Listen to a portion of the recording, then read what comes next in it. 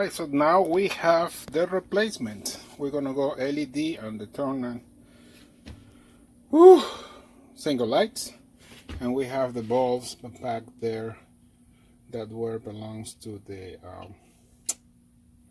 bathroom. We're gonna have two and two, or 6 more, and I know that I have another one.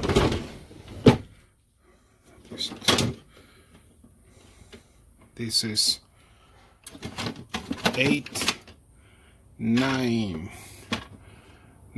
more.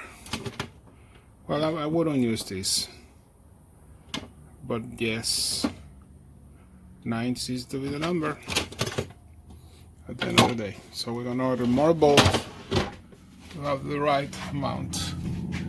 Checking up on the previous job, which is perfect back here, and this, like you can see, is damaged by the water, and it will be removed just to be repaired.